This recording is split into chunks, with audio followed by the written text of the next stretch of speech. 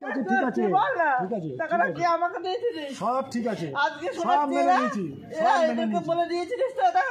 মেনে নিয়েছি। আমি থাকবো টাকা বাকি টাকা টাকা দিয়ে গেছিল তো, বাকি টাকাটা আমি তোকে দিয়ে দেবো, হবে না? ঠিক আছে, টাকা দিয়ে দিয়ে তুই একজন এরকম করলো আর তুইও আমাকে করলি এরকম, আবার কে নিয়ে ইমোশনাল ব্ল্যাকমেল করলি আমাকে। জীবনে একটা জিনিস আমাকে দিয়েছিলিস, পড়িনি রে, একদিনও পড়িনি। তোর পড়ার লোক অনেক আছে, তাদের দিয়ে দিস। হ্যাঁ বলো।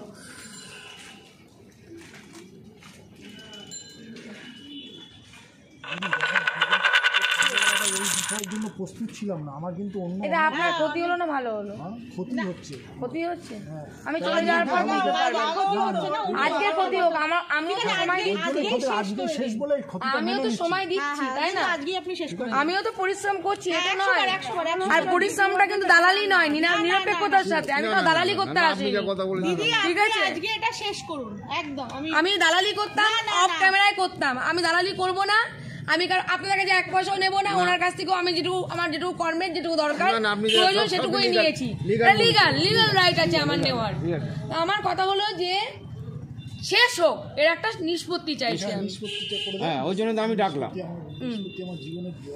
আচ্ছা, আমরা এখন শেষ পর্যায়ে এসেছি। কে কি কমেন্ট করলো সেটা দেখে লাভ নেই আমার, ঠিক আছে? আমার কাছে কেউ ধোয়া তুলসী পাতা নয়, আর কেউ আবার ওই তুলসী চারা, না তুলসী চারা গাছও নয়। আমার কথা হলো কি, আমি একজন নারী হয়ে আমি একটাই কথা বলবো, আমি মনে করি যে এই কেসটাতে আমি এসেছি একজন মহিলা হয়ে, একজন মহিলার দোষটাই আমি বেশি দেখবো সমাজে। কারণ আমার সবথেকে কথা হলো, যে দিদিভাইটাকে আমি বারবার করে বুঝিয়েছি এবং এখনো পর্যন্ত বোঝাচ্ছি, সেটা হলো কি, উনি কিন্তু আমার এর আগে আমাকে ফোন করে যে কান্নাকাটি করে আত্মহত্যা করবেন সেদিনকে, সেই জন্যই আমি ওনার সাথে 1 ঘন্টার উপরে কথা বলেছিলাম। আর উনি কিন্তু বলেছিলেন, দিদি আপনার লাইভটা দেখার পরে আমি মনে শক্তি পেয়েছিলাম, তাই আমি বেঁচে আছি। তাই আমি যাতে উনি বেঁচে থাকেন তার জন্যই আমি এখান থেকে, আমি কিন্তু থানায় যেতে পারতাম। দেখুন, থানাতে তো যাওয়াই যায়। আমি বারবার ওনাকে বলছি চলুন থানায় চলুন, কারণ অনেক মানুষ প্রশ্ন করবে আপনি কে, থানায় যাচ্ছেন না কেন? আমি থানাতে ওনাকে যেতে বলছি। আমি যে ওনার সাথে প্রতারণা করেছে, ভালোবাসার অভিনয় করে বা চিটিং করেছে, তার বিরুদ্ধে তো কমপ্লেন করতে হবে। থানায় তো আর এখানে গালগপ্প শুনবে না অফিসাররা, তাই না? তো উনি কোনো কমপ্লেন করবেন।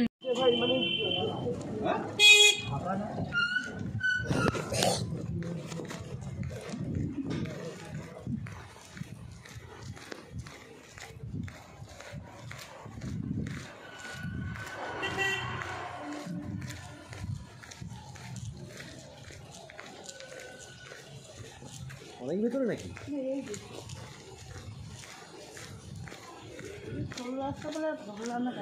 গাড়ি তো ঢুকে যেত, গাড়ি ঢুকালে ভালো, তাড়াতাড়ি শর্ট টাইমে করে দেবেন, শর্ট টাইমে করবেন।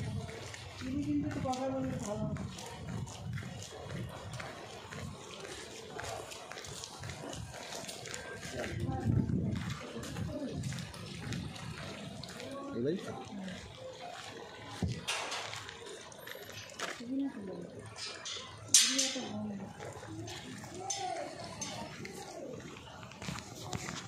দেখেন,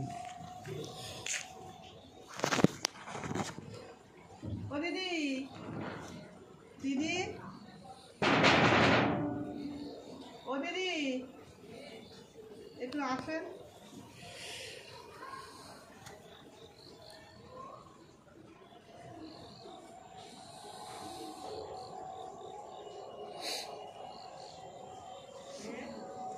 আমি সর্বাণী।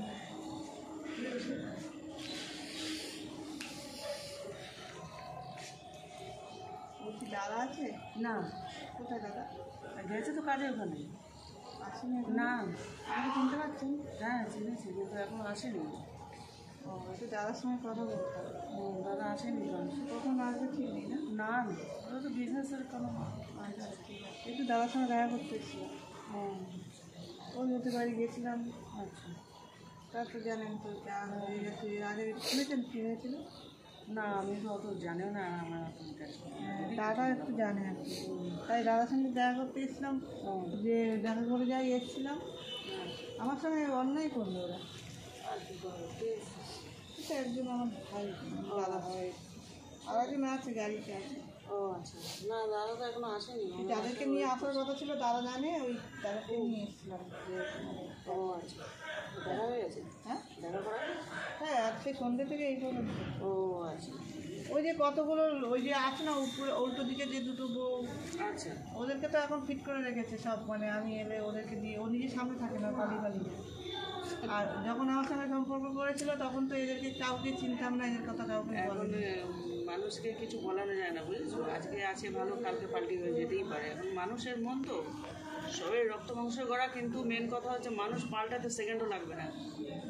ও যেটা আমার সঙ্গে করলো, এখন কি করা যাবে? তুমি এখন তুমি তোমার রাস্তা দিয়ে ওটা চলো, আমার লাইফটা তোমার নিয়মে, তোমার লাইফ তো গেছে সে বুঝতে পারছি, তোমার নিয়মে এখন তুমি চলো, তুমি যেটা ভেবেছো সেটাই করো এখন। এটাই হচ্ছে মানে কি করা, এর কোনো উপায় নাই, বুঝতে পেরেছো? তোমার যেটা নিয়ম সেই নিয়মে তুমি চলো, কারণ নিয়মে তুমি চলো না। তুমি এখন একদম তোমার সঠিক কথা এটা। হ্যাঁ, তোমার নিয়ম যেটা বলছে যে হ্যাঁ আমি এইটা করলে আমি কিছু একটা রাস্তা পাবো, সেটা এর থেকে দূরে থাকাই ভালো। হ্যাঁ, এই যে জিনিসে এই ঝঞ্ঝাট থেকে দূরে থেকে এই একটা ক্যাচালে থেকে সরে যাওয়া ভালো, অনেক ভালো, অনেক সরে যাও। এখন সরে গিয়ে তুমি তোমার রাস্তা ধরে নাও। হ্যাঁ, বুঝেছো? এটা করে তোমার লাভ হচ্ছে না তো কিছু। তুমি কি লাভ হচ্ছে বলো? তুমি এত দূর থেকে আসা যাওয়া করছো, তুমি একটা মেয়ে ছেলে, আমিও বুঝতে পারছি সবার একটা কষ্ট দুঃখ আছে, কিন্তু মেন জোরে কথা বলে যাবে কি কষ্ট, তোমাকে বলতে পারো তোকে আমি জোরে কথা বলতে পারি না, আমার কষ্ট। না না, আমাকে সারা রাত শোনো, সবাই এই জগতে সবাই অভিনয় করতে এসেছে, সবাই অভিনয় করে মানুষ মানে অভিনয় করছে, ওই খোয়ার উপরে আমাকে ফেলে রেখেছে, এখন কি অভিনয় করছে সেটা তো জানা মুশকিল, বুঝেছো? তখন একরকম অভিনয় করছে। খোয়াগুলো দেখেছেন দাদা, ওর উপরে আমাকে ফেলে রেখেছে, আমাকে দিয়ে এত ভালোবাসে, খালি বলতো আমার বুকের মধ্যে তোকে রেখেছে। ওইটা কি বলতো, ওই তো বললাম সময় বিষয় সবাই অভিনয় চেঞ্জ করে, বুঝেছো? এরকম বলতো আমার বুকটা তুমি এখন অভিনয় চেঞ্জ করে ফেলো, তুমি এখন এই অভিনয় চেঞ্জ করে ফেলো। আমি তো এটা বোঝাচ্ছি। না না, আপনি বুঝান দাদা, আপনি যেই হচ্ছে যেখানে থেকে এসেছেন, আপনি রিকোয়েস্ট করছি আপনি ওনাকে বোঝান, কেন একটা মেয়ে ছেলে ওনারও কষ্ট হচ্ছে আসা যাওয়া করতে। আমি বুঝতে পারছি তোমারও কষ্ট। আমি ওকে অন্তর দিয়ে ভালোবেসেছিল, তুমি এখন অভিনয় চেঞ্জ করে দাও, তুমি চেঞ্জ করে দাও। ও যদি চেঞ্জ করতে পারে তুমি কেন পারবে না? তাই না? এটাই জগতের নিয়ম। ও চেঞ্জ হয়ে যাচ্ছে, তুমি চেঞ্জ হয়ে যাও। তুমি চেঞ্জ হয়ে যাও, একদম চেঞ্জ হয়ে যাও। তুমি মনে হয় আবার তোমার পাশ দিয়ে গেলে এবার চিনবে না। হ্যাঁ, তোমার যতটা দরকার ছিল তুমি সেটুকু রাস্তা করে নাও, করে নি তুমিও চেঞ্জ হয়ে যাও। আমার কেন তুমি আশায় পড়ে আছো, তাই না? কোনো দাবি ছিল না ওর কাছে, সে তো সবাই জানে, সে সবাই জানে, আমি তো বুঝতে পারছি জিনিস। দাদা খুব ভালো বুঝেছে, যার জন্য দাদা ওর থেকে সরে গেছে, গন্ডগোল হয়েছে তোর সঙ্গে দাদা। আমি তাই আজকে একটু দাদার সঙ্গে দেখা করতে এসেছিলাম, দাদা আর আমি আসছি দিদি। হ্যাঁ ঠিক আছে দাদা, আপনি নিয়ে যান ওনাকে। হ্যাঁ হ্যাঁ নিয়ে যাচ্ছি। আর একটু ভালো করে বুঝান। হ্যাঁ, কি হ্যাঁ। বলো তো, তুমি সাইড হয়ে যাও। আমার ফোন এখনো এমনিও নাই, রিচার্জও নাই করা। দাদা কি বলবে? হ্যাঁ হ্যাঁ বলবো, একটু পরে আসবে। গেটটা লাগিয়ে দিন। এর সঙ্গে সম্পর্ক খারাপ হয়ে গেছে আমার হয়ে। ওই দাদা বলেছে যে যাকে ভালোবাসি তাকে নিয়ে আয়, তুই বিয়ে করবি, তুই ঘরে থাকবি, কে কি বলবি? হ্যাঁ, ওর সাথে গন্ডগোল করছে। ও তো ভালো ছিল না, ওর জন্য ভালো আসলে আমি সরল সরল তো আমার ব্যবহার করেছে, আমার হাজব্যান্ডকে ভালোবাসি না। ওই যার কথা বললাম না, ওই যখন নম্বর 15 বছর দেখি তো ওদের সঙ্গে গন্ডগোল, ওটা আমাকে কাজে লাগিয়েছিল। আমি সবার হয়ে প্রতিবাদ করেছিলাম, ওর হয়ে বলেছিলাম, তখন দেখলো এই তো একজন আছে আমার হয়ে বললাম, আর তো কেউ নেই, তখন আমাকে দিয়ে কাজে লাগিয়ে নিয়েছে। আমি সেই জন্য আর কোনো প্রতিবাদ কোনোদিন করে দেবো না। ওই মালা নিয়ে এসছে, দিদির হাতে দিয়েছি, বলছে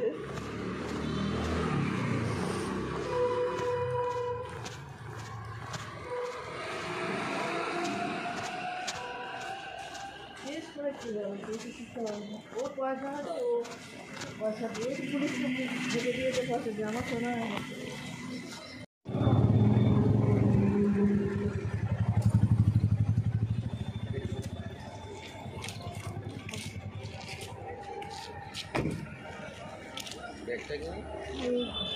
বলছি কি, একটা লাস্টে ছোট্ট একটা ভিডিও করবো, ওনাকে তো আপনার হাতে তুলে দিলাম, যেহেতু উনি আমার সাথে গিয়েছিলেন। আর মানসিকভাবেও তো উনি একটুখানি অসুস্থ রয়েছে। আমি ওনার ছেলের সাথেও কথা বলেছি। ওই যে ওদের বাড়ি গেছিলাম, ওদের বাড়ি যাওয়া হবে। এখন পুরো ফালতু। আমি ওখান থেকে এলাম, বিষয়টা এসে গেছে কি বাড়ির দিক কখন? বাড়িতে এসছি অনেক সময়। আমি কৃষ্ণনগরে থাকি, আমি বাবলু মুখার্জি, এই সমাজ সেবিকা একজন। উনি আমার কাছে একটা আবেদন জানিয়েছিলেন যে ম্যাডাম আমি স্বীকৃতি চাইছি, আর বিষয়টা হলো কেউ সামনে আসছে না, আমার কিছু প্রশ্ন আছে, প্রশ্নের উত্তরগুলো আমি চাই না, কেউ স্বীকৃতি না রাখে, তাহলে স্বীকৃতি দেবে না, এটাই আমি জানাইছিল, এটা উনিও জানেন। বিষয়টা এসে গেছে যে এই জায়গাটায় আমরা ওই দিক থেকে যাই না, একটু রাস্তা রাস্তায় গাড়ি যাচ্ছে তো বিষয়টা এসে গেছে এই জায়গাটায় যে সমস্ত কিছু মিটেছে, লাইভ ক্যামেরা রয়েছে, সব কিছু আছে এটুকু। আমি অন ক্যামেরাতেই কাজ করি, লাইভ। আমার অসুবিধা নেই, হ্যাঁ হ্যাঁ, ওনার স্বীকৃতি দেবেন না, ওনার যেটা হয়েছে সেটাই বলে দিচ্ছি লাস্ট। দ্বিতীয় কথা, এই ভাই বোনের সম্পর্ক আমি ওইসব জানি না। আমাকে হঠাৎ এইমাত্র ফোন করলাম, আজকে কখন তাহলে ওনার কেসে এসেছিলাম, ওনার কেসে আমি নিয়ে এসেছিলাম, একটা সমস্যার সমাধান লাস্ট পর্যায়ে যেটা দরকার ছিল মুখোমুখি করা, দুজনকে মুখোমুখি করা হয়েছে, উনিও আনছেন আরেকটি সব ফেরত দিয়ে চলে এলেন। এবার এত রাতে তো আর ওনার বাড়িতে যাওয়ার মতো ক্যানিং, আর আমিও যে নিয়ে যাব আমার অবস্থা নেই, কারণ কালকে আমার মঙ্গলবার চেম্বার অফিস আছে, আর আমার বাড়ি কৃষ্ণনগর, অনেকটা দূর, কৃষ্ণনগর যাবো।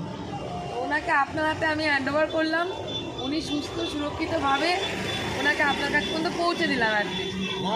হ্যাঁ, ওই জন্য। আপনার নাম? আমার নাম সুরজিৎ মিত্র। সুরজিৎ মিত্র, আচ্ছা। দিদি আপনি এখন সুস্থ আছেন তো?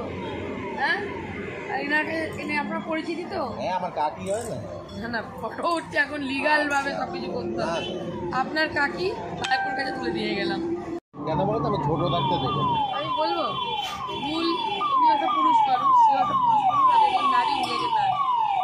ভুলটা হলো কি, আমার স্বামী আছে, আমি যদি কখনো কিছু করতে যাই, কোনো কাউকে ভালো লাগবেই না, আমি আগে এই দিকটা পথটা পরিষ্কার করি, ডিভোর্স দিয়ে দেবো, সমস্ত কিছু হবে, তারপরে আমি আরেকজনের স্বীকৃতি আনতে যাবো। আমার ডিভোর্স নেই, আমি একই বাড়িতে আছি, স্বামীর বাড়িতে একটা ঘরে আছি, সেখানে সন্তান আছে, মেয়েটা আছে, একটা নাতি না নাতনি আছে। এখন ভালোবাসার মোহটা এমনই একটা জিনিস, অবশ্যই মৃত্যুর জায়গায় এনে দেয়, ভালোবাসাটা এমনই জিনিস, কিন্তু ওনাকে এই বয়সে এসে একটু বুঝতে হবে। আমি বলেছি তুমি এইসব, আমি এই মাঝে শুনেছি বেশি দিনের পর। বাচ্চাদের মতো ধরে তো হবে না। না, আমি বলছি তুমি এখন এইসব বাদ দাও, যদি ছেলে আছে এক বাড়িতে আছে, তুমি তো একটা কাজ করছো, হ্যাঁ একটা কাজ তোমার করছি, তার অসুবিধা নেই, না তাহলে নিজে রিল্যাক্সে থাকছো একই বাড়ি। হ্যাঁ হ্যাঁ, এইসব ঝামেলায় কিন্তু লাভ নেই না। আমি অনেক বুঝিয়েছি, আপনার তুই একটু বাপ্পার সম্বন্ধে একটু বল, বাপ্পা কেমন ও তো এমনি ভালো, ভালো না, ও তো ওর যাই বললো ভালো, এখন ওর বিয়ে শাদী, ভালো না বলেই আমি বলবো সরে আসবো, ওর পাশে মানুষই থাকে একটা। তাহলে সরে আসবো। আপনি নিজেও জানছেন ভালো না, ও জানে বাপ্পার সঙ্গে কত বছরের পরিচয় আছে তো সম্পর্ক, না থাকলে কি আর আপনি এই প্রতিবাদ করতে যাবেন এত রাতে আমাকে এখন নিয়ে? কি হলো, এখন তাহলে কোনো ব্যাপার নেই না, ব্যাপারটা আর কোনো কিছু নেই, এতে উনি মেন্টালি যে সাপোর্টটা পায়, ও ঠিক মানে মানসিকভাবে একটু জোর ওইটা পায় বাদ তার। দিলেই ঠিক হয়ে যাবে, হ্যাঁ, মাইন্ড দিয়ে তুলে নেবে। ওনার বিষয়টা যদি ওকে তো চোখের সামনে দেখা হচ্ছে না, কথা হচ্ছে না, আজকে যা রাগ টাগ ঝামেলা টামেলা কান্নাকাটি সব হয়ে গিয়েছে, একদিন মারধরও হয়েছে, এখন মাথাটা আশা রাখি ঠান্ডা হবে, আর একটুখানি না, কাউন্ট ভেবে লাভ নেই। ঠিক আছে, যাও ভালো থাকো, ঠাকুরকে ডাকো, সুস্থ হও, ফোন আরে করবে কিচ্ছু মাঝে হবে না, মধ্যে, ছেলে মেয়ে প্রবলেম আছে, হলে, ছেলে আছে, এই ভালোবাসা মোহ, এটা মোহ, না না, এখন সব ফাঁকি বা শেষ বয়সে ছেলে সন্তানকে নিয়ে ভালো থাকো, এটা ও এইটুকু প্রমিস করুন, এটা প্রমিস করতে হবে, আমি অনেক নোংরা কথা একটা প্রমিস করুন, ঠিক আছে? মরাকে নিয়ে টেনে লাভ নেই, ধরুন মরে গেছে, অনেকে স্বামী মরে যায় অল্প বয়সে, তারা কি করে বাঁচে? আপনি আমাকে একটা কথা দিন যে আপনি দ্বিতীয়বার কোনোদিন মৃত্যুর দিকে কোনোদিন এগোবেন না, না না, ওইসব মাথা উঁচু করে ঈশ্বরকে বিশ্বাস করে আগামী দিন ঠিক এগিয়ে কথা। চলুন, আর ও যে খারাপ আছে দেখুন, এটা আমার কথা দিতে হবে, তারপর আমি যাবো। ভালো থাকার জন্যই আমি নিজের জীবন বিসর্জন দিয়েছিলাম। এবার বলুন আপনি আমাকে ভালো রাখার জন্য এবার এই প্রতিশ্রুতি দিন, ও এরকম যাতে আরো মানুষের কাজ করতে পারি। ও এই জন্মে না, ও পুরো জন্মে ভালো থাকবে না। ও ভালো থাকার দরকার নেই, আপনি ভালো থাকুন, আমি এইটা বলছি।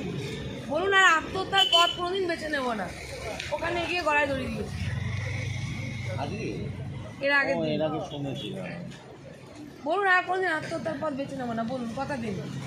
না না ওইসব ছোট বোনকে কথা দিন দিদি ভাই, কথা দিন, বলুন এটা আমি করবো না, না এটা বলুন, কথা দিন, কথা দিন, কথা দিন, কথা দিন, বলুন আর করবো না।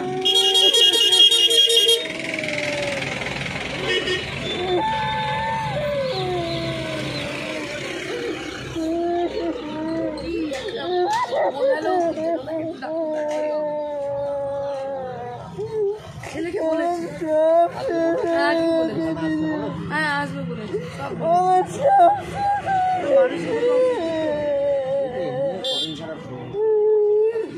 শুনুন শুনুন, বাঁচুন বাঁচুন, বেঁচে থেকে দেখান যে আপনি ভালো থাকতে পারেন। আমি